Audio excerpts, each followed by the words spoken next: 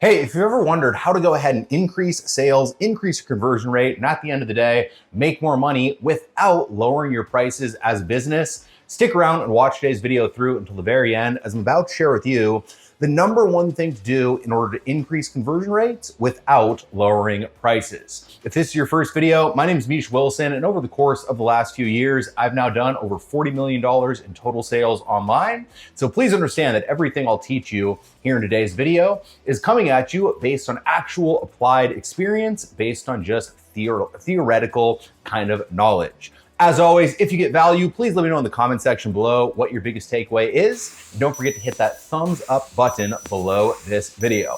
With that said, let's go ahead and dive right in. Welcome to the Misha Wilson Show, where we show you how to create massive success online so you can enjoy the lifestyle of your wildest dreams.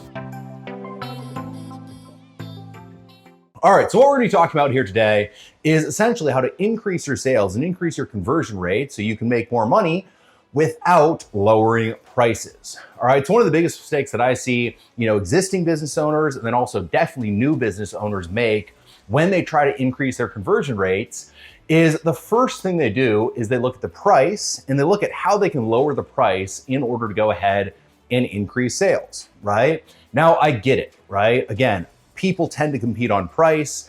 The issue with competing on price is that it creates an overall process that ends up being very detrimental to your business. All right, so let's say you have a price of a product at $10. Your competitor has a price of a product at $10. If you lower the price from 10 to 9 in order to differentiate based on price, what your competitor then does is they lower it from 10 to 8, right? And then you're at 9.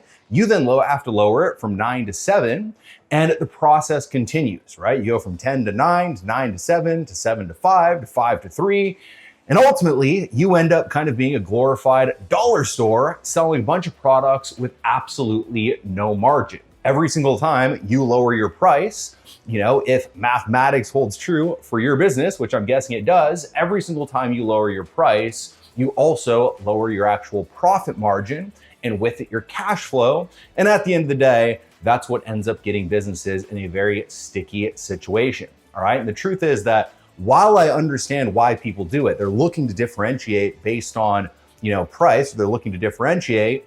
There's a much better way to do it that allows you to go ahead and differentiate without just lowering prices. All right. And so what you have to look at is you have to look at the simple fact that price and whether or not someone buys something that is priced at a certain price point, all it has to do is with the perceived value of the thing that someone is going ahead and buying, right? So as an example, if I try to sell you a toothbrush for $30,000, of course you won't buy it, right? It makes no sense to buy a toothbrush for $30,000. Yet if I try to sell you a Lamborghini for $30,000, that same $30,000 price tag instantly becomes a no-brainer because you can buy the Lamborghini, you can resell the Lamborghini and make a couple $100,000 profit. You can keep it if you're a car person, you love Lamborghinis. Again, it's an absolute steal, all right? So price is really just a reflection of, or the willingness to buy based on price, I should say, is really just a reflection of the overall value that the price is attached to, the product that the price is attached to, right? And when you understand that concept, you can then attack the problem of increasing your conversion rates from another angle, all right? So instead of just lowering your prices, look at how you can increase the value of the thing that you're going ahead and selling. So, with direct response marketing and just kind of generally in any business, look at the actual offer that you're selling, right? Maybe you're selling a course. I'm going to use my industry as an example because most of the people who kind of watch tend to have courses and, affiliate offers, bonus offers, etc. Let's say you're selling a course on Facebook ads. You're selling a course for $1,000 and sales start to decline. Instead of just going from $1,000 to $497, maybe you sell the course, but then on top of the course, you give them 10 done for you ad templates, right? And then on top of that, you give them once a week group coaching calls. And then on top of that, you give them a private Facebook community where you can, have them ask you questions. You'll reply in the Facebook community. Again, with each of those components you're adding, you are adding more value, making the price look less than it actually is compared to, of course, your competitor that's just selling the course for the $1,000. All right. And so the big paradigm shift that I want you to understand and get is that price is always going to be anchored to a product, and whether it's expensive or not will always come down to the perceived value of the actual product that you are selling. Instead of just looking at decreasing price, look at how you can increase the value of the product. My personal formula is whenever I want to kind of increase the value of a product, I look at how I can add done for you components of the actual offer, which has the most price elasticity available, right? So if you give something done for you, you can charge much more for that and still see higher conversion rates than if you just give information or, another widget, gadget, whatever it might be. And then also done with you. All right, so done with you coaching, a hand holding. People love the support system of coaching, etc.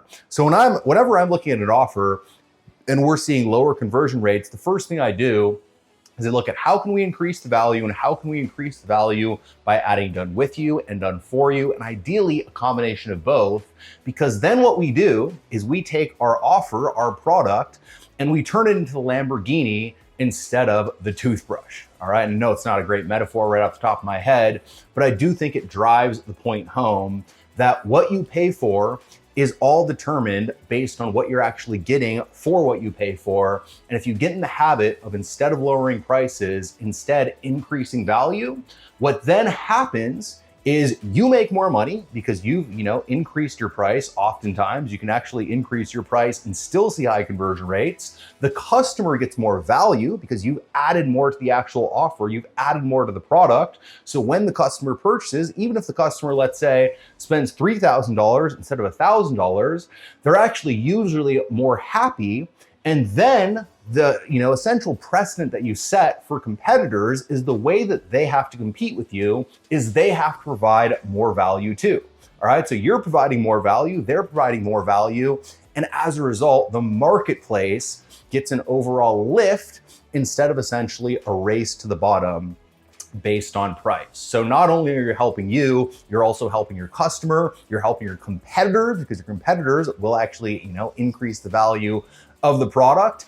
And in a weird way, you're helping the overall marketplace if you do it the right way, based on the simple fact that if you actually do provide value, which obviously you absolutely should, you'll be providing more value to the marketplace. The more value the marketplace has, the more happy customers the marketplace has, the more the marketplace will do better overall.